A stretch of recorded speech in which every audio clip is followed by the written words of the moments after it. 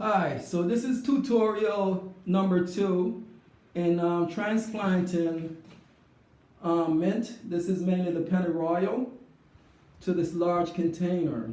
This is a winter state. We're 6B and attempting to grow these as perennials. So they're going to remain outside all year round. And I have a good feeling it will come out correctly. I did some research on YouTube, and it would be nice if it does. So I filled up my container here with mainly compost. All that is compost. The worms, they went back down there, but this is very rich compost. I've been cultivating it for many months now. And what I'll do now, I'll take the pennyroyal, I'll take the mint, and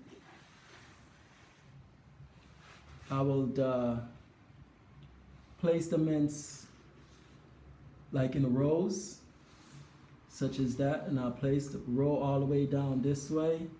Then I'll place another row that way, and fill the whole thing up.